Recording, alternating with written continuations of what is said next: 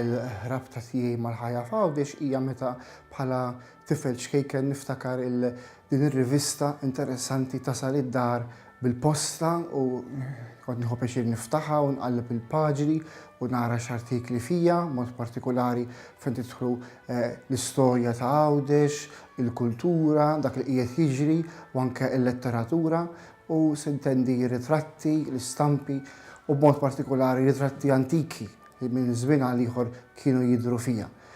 Imbagħad niftakar meta kelli esperjenza ta' ftit żmien, ftit xhur fil-ħanut tal-Lumen Christi bejn is-sena 1999 u s-sena 2001, hemmhekk sirt iktar naf mill-qrib il-ħajja f'Għawdex. Dun Anton Sultana illi għal ħafna snin kien jgħin fil-editjar ta' din ir-rivista u li kien jagħmel minn kollox biex jara kif l-idejat tiegħu jagħmilhom possibbli, jagħmilhom realtà, ħalli l-ħajja f'Għawdex tieħu spinta il qudiem ġieli kien ħeġġiġni biex nagħmel xi traduzzjoni bil-Ingliż jew mit-Taljan ta' xi artiklu ta' xi teologu jew awtur li jkun kiteb dwar xi suġġett interessanti li jista' jinteressa lil arrejja ta' il-ħajja f'Għawdex. Allura hemmhekk sirt iktar naf mill-qrib din ir-rivista. Imbagħad anke iktar qrib lejn iż-żminijiet tagħna niftakar tajjeb l-editur Mr. Joe Psajla li għal xi 10 snin dam jieħu ħsieb din ir-rivista kienet f'idejh kien jagħmel minn kollox biex minn żmien għal ieħor iħeġġiġni nikteb xi ħaġa fija. U hawnhekk iktar qisha bdiet ir-rabta bejni u bejn il-ħajja f'Għawdex fejn tidħol il-poeżija.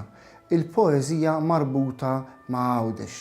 Minix qed ngħid li ma kienux jidhru poeżiji diġà fil-fatt għal iktar minn sena fin-naħa ta' ġewwa jidhri li fuq wara kienet tidher poeżija interessanti ħafna tal-ħabib tagħna Anton Nefattart li llum m'għadux magħna u illi kif jaf kulħadd m'għandu bżonn ta' ebda introduzzjoni ma kienx hemm suġġett wieħed marbut m'Għawdex li ma kienx jitkellem dwaru jew jidħol fil-fond dwaru anke mill-perspettiva tal-poeżija għax Anton kien diġà għal ħafna snin poeta stabbilit u allura rabat ismu mar-rivista.